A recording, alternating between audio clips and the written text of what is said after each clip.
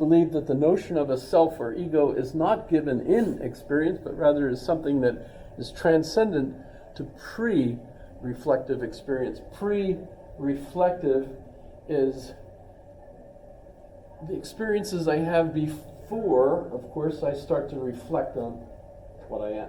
So, pre-reflective. Sartre's work, Being and Nothingness, is considered his most influential, etc. Being and Nothingness is actually a play on Heidegger's book, Being and Time. And Being and Time by Heidegger is a play on the logic of Hegel, where at the very beginning you have this being and nothingness that interact. But Hegel's book isn't called Being and Nothingness. Sartre's book, Being and Nothingness, is called that, L'être et le néant en français. Is it fun talking other languages in class? It sounds fun, doesn't it? And by the way, there's a constant interplay between philosophers dealing with these texts and feeling like their major text has to be a response to that text, and then a response to that text, and it keeps building. Slavoj Žižek's big book is Less Than Nothing. He's hilarious, Slavoj Žižek. Can drive you crazy, but he's fun. But so for Sartre, this whole building myself is based on my decision. And in fact, for Sartre, famously, you are condemned to be free. You have no choice. As a human with a self-consciousness, you're the one that has to choose who you are and what you will be. So here's this existential angst. If you think of it this way, right? What else would it be? I exist, but what I am is totally up to me to create. And for Kierkegaard, none of the old meta-narratives, he didn't call them that, that's Jean-Francois Lyotard calls them that, meta-narratives, but essentially the story that I feel embedded in, my life is embedded in this story, and this is where I get my values and my goals. For Kierkegaard, a Christian narrative, right? But these narratives are no longer believable. They're just created by men. And they're neither true nor false. It's an interpretation that you impose on your experience. Kind of like Aesop's tales, they have a moral implication, but animals don't really talk. You don't really have the fox, having a discussion with the raven, or have a race between the hare and the turtle. None of those things really happen. Animals don't have anthropological discussions with one another. But at the same time, the moral of the story is truth. In fact, the typical Western European feeling is that these stories offer more truth, more important truth, than science with 1 + 1 = 2. Okay, the 1 + 1 = 2, fine, we can do stuff with that. But should I love my neighbor as myself and treat them with all the ability that I can, rather than leaving them suffering and so on? I don't know. Did anyone ever watch the movie Noah? A relatively recent movie. Relatively recent, right? The guy that played Gladiator was Noah. That was from 10 years ago. It was 10 years ago? Thank you. Yeah, kind of interesting movie because I saw it in a theater, and I remember there was a Jewish man and his wife sitting in front of me because they were decorated to indicate that in this case. And at the time, as the movie was going through, I could see them going, yes, at different interpretive points in the movie. They were like, yeah, as the guardians or the watchers or whatever, the rocky creatures, were starting their kind of thing. And I'm like, what? I don't remember reading Noah and seeing, this kind of, but they were like, yes. So apparently there's some Jewish secret documents that basically a lot of the movie was based on, as far as I could tell, from that situation. But there's a point where Noah in the movie, and I'm not sure that this is at all, I don't think there is a correct interpretation of the story of Noah, but this is the flood thing. The flood wipes everybody out except for Noah's ark, which has 2 by 2 by, it's not the village inn 2 by 2 by 2, but it's all the people, all the animals, etc. And Emma Watson ends up pregnant.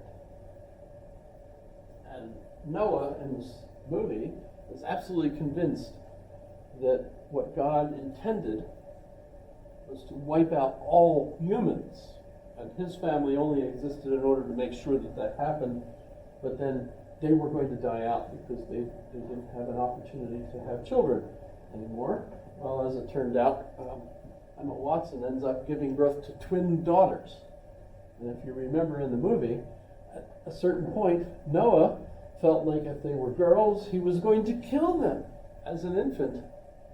And in fact, stood with the knife poised over the throat of the one child, was about ready to kill it, and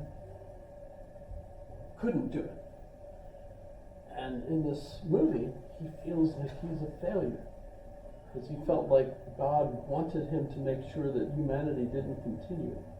And he failed by letting the twin girls survive, etc. Right? What enabled him to feel that God wanted him to kill all, to let all humanity get wiped off the face of the earth? At the end of that movie, Emma Watson has a great line where she explains to him that he couldn't do it because of love. So there's this narrative in his mind. She has a narrative that's a counter to it over what the mission was that God had given them. And clearly, by the way, at the end of the movie, there's just this exaltation of life that the humans are going to continue to multiply and be fruitful. Did I get that backwards? Be fruitful and multiply, right? There you go. Fun movie. But where does the moral narrative come from? Is Noah the one creating the narrative? For Kierkegaard, you're the one that has to create your narrative. I mean, you can listen to whatever anybody else wants to say and so on, but he describes in his various writings, the one that most people get to read, by the way, the quiz question is, what do you think of the Knight of Fear and Trembling? Knight is Knight. And if you think about it, what he's trying to describe, I think, in this story, is this knight, this hero, is not a knight at all, but only a hero in the sense that he's the one that has to make the choice of what the moral narrative is, or should be. He has to choose for himself. And the fear and the trembling, which is the title of his book, actually, Fear and Trembling, comes from the realization, which happens to you once you've studied Hegel, and you realize that, aha, man creates these moral narratives through this dialectical process. We are the creator in this case. And none of the ones that are up there have like some kind of facticity, but of course you have to believe this. This is obviously true. None at all. Clearly, you're the one that's faced with making this ultimate choice. And the ultimate choice over what you should do, what's important in life, is up to you. And that realization causes you to be afraid and to tremble over this kind of choice. Kierkegaard gives some examples of the stages on life's way. One of them, for example, the point where he's given up, becoming a Lutheran minister and getting married. And so instead he decides to just have a life which he calls an aesthetic life. And that's, beauty, right? Having fun, basically. And, going to parties and just enjoying himself. He was, his father had died, he had inherited a lot of wealth. And so he could just use money to have a good time. And so he called this stage the aesthetic life, right? Just enjoy yourself. And actually, I think when you see you look at our community, our society, you see a lot of young people that once they get through high school, they feel like, I don't believe any of the religion, I don't believe any of the stories. What's really important to me is having a good time. So they have a good time.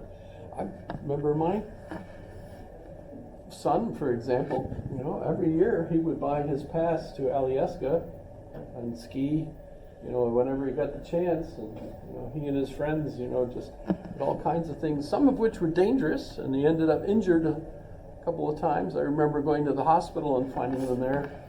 His mouth was all, wired shut, because he had jumped off of a cliff at Alyeska. He didn't want to go the way everybody else was going, so he went this way, and it turned out there was no way there. So he ended up going off like a 2-story drop, and landing flat, and his right knee popped him in the jaw and broke it in 2 places. So he's all wired up. And he's coming out of the surgery, and he says to the doctor, "Thanks for the pleasant surgery." In my mind, at least, this is a perfect example of someone leading the aesthetic life. That's the fun, having the fun. The interesting thing, though, is that for Kierkegaard, once you reach a certain point, that becomes so boring you want to go home and shoot yourself. That's a quote. I go home and I want to shoot myself. He's the hit of the party. By the time he gets home, he's got a pistol in the drawer and he's contemplating. Boom, end of story. So you move on to the next stage.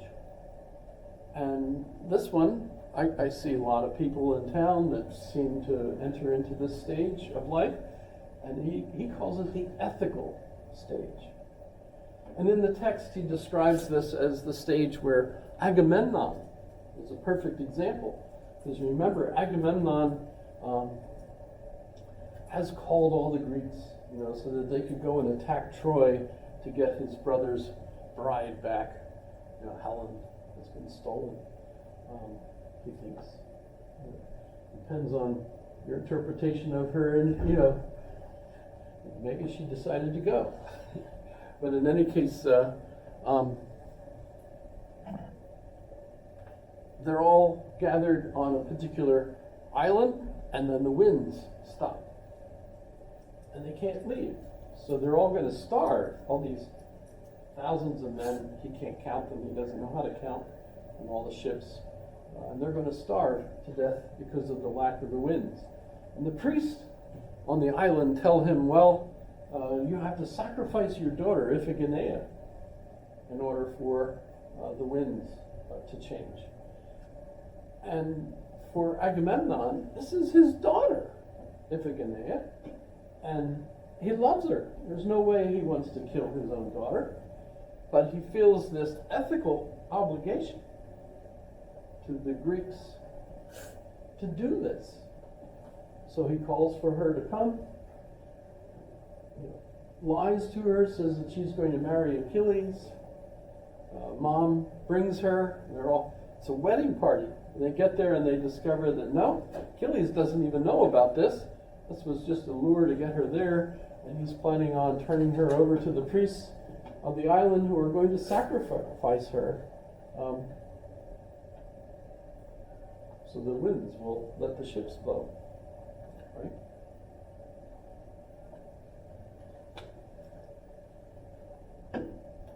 This is what Kierkegaard calls the teleological suspension of the ethical. Teleological means the purposeful suspension. You don't kill your daughter, right? But there's a purpose here, so we can, for this purpose, suspend the ethical and offer her up as sacrifice. And of course, there's multiple versions of this story in Greek history. One suggests that she is in fact sacrificed by the priesthood, and the winds change and they leave. Another story says that she is rescued divinely, and as a result, never really sacrificed. And another story is really the closest to the Jesus Christ resurrection narrative, although she's female. So in a sense, she's kind of like the Jesus Greek version, because she's willingly going to the altar and sacrificed herself, and then resurrected as a divine hero, basically. So there's multiple versions of this, although Sophocles is ambiguous. You don't know from his play, if you're familiar with his play, what actually happens. All you know is Agamemnon is horrified, but you don't know why. But meanwhile, the winds change. They, of course, sail to Troy. You're probably familiar with the Trojan War and the end result of that. But for Kierkegaard,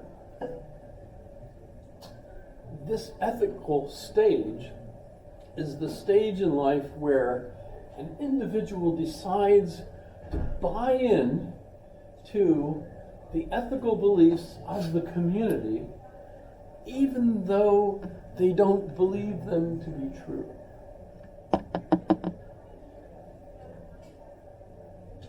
And there are a lot of people that do this, that go to the church, they bring their children needs this kind of religious education to make sure that they grow up with good morals and so on. But at the same time, when you talk to the people about, well, do you really believe these tenets of the faith that you just joined? And it turns out the real reason they joined is because they like the people or they like the network of relationships. Plus, they want the child to get these beliefs, and yet they don't believe any of those things themselves. And they don't really believe any of the tenets of, not really. None of that's really possible. But they sacrifice their real ethical beliefs for the community's ethics. So it's this teleological attempt to suspend what I really believe in favor of my being part of this community. Well, the bad news, at least for Kierkegaard, was that at a certain point he realizes that this is no way to live at all. And if you think about it, that maybe was at the stage where he thought he could become a minister, not really believe the things he was supposed to believe, and yet be a minister to the people, teaching them things he didn't believe.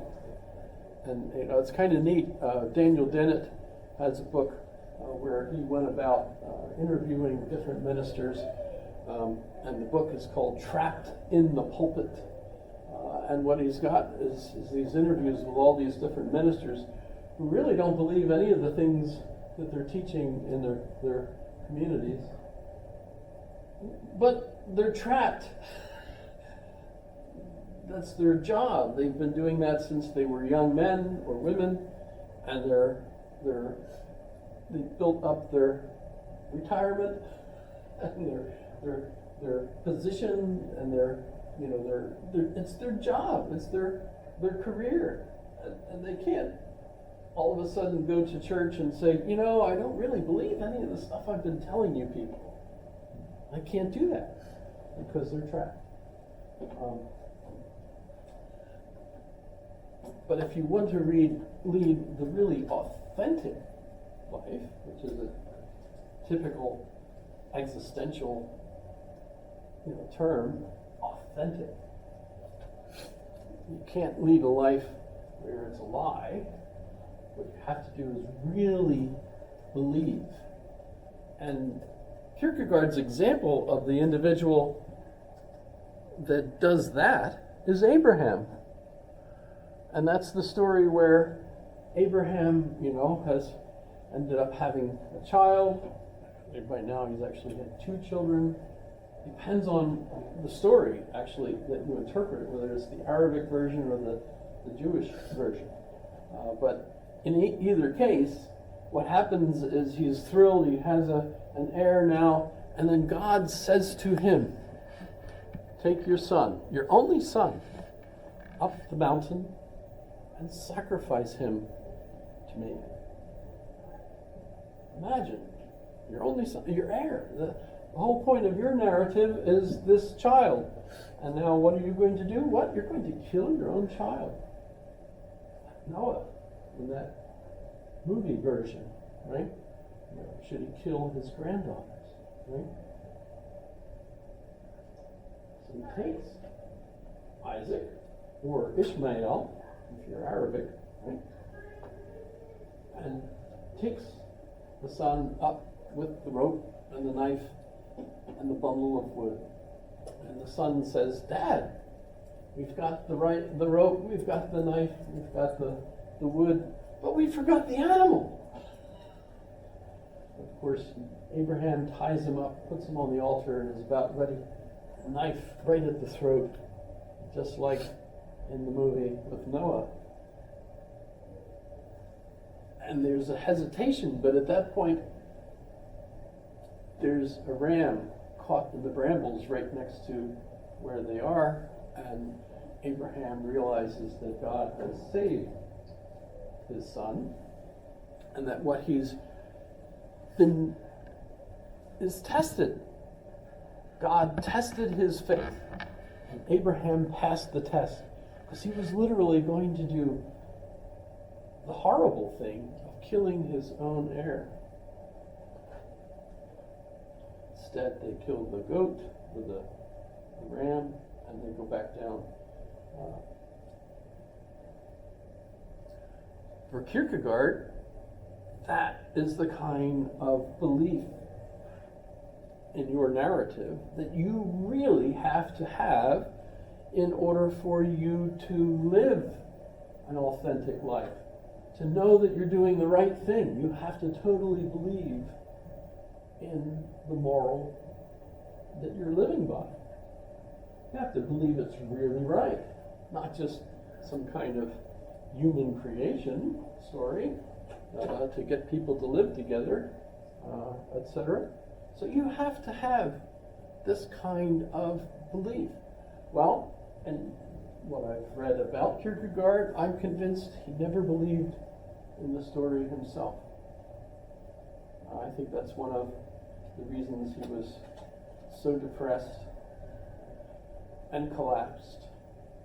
After taking the last of the money out of the bank, he never even made it home. He fell on a collapsed on the street on the way home. Who knows? Maybe somebody robbed him and he just didn't know it. But in any case, That's the end of his life. I don't look at his life as an example of how to do this successfully. I can see his argument that you really have to believe in it. And here's the wonderful thing for me, is that if you go back to Hegel, Hegel's got such a story that is totally believable to me. I mean, my moral, of course, is learning as much as I can, trying to understand everything as much as I can, and then sharing that socially with others, because we need to know. We need to survive. We need to solve our problems, etc. Right? And I love that. I'm fine with that. Doesn't require me to sacrifice children, at least not in this country. Let's not go there.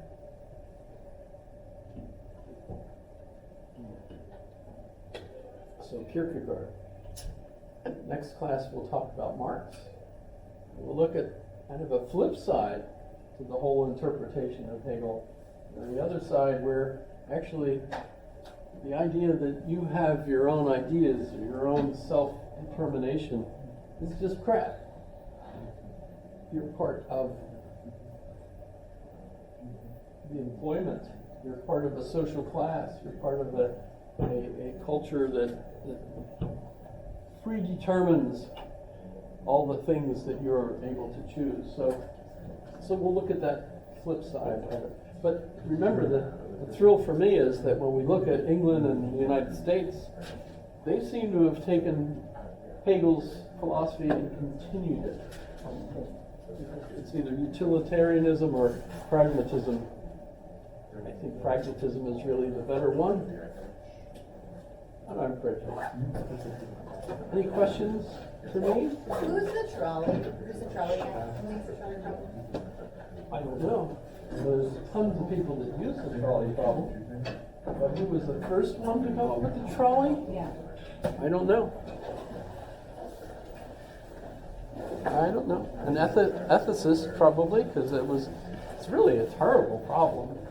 Nobody's really in that That's exactly situation. what he is saying. And I feel like it's the hedonism. And I feel like it's utilitarianism at the same time too, because it's trying to think through a problem and find an answer that doesn't really exist. Well, let's ask here. Who was the first to pose the trolley problem?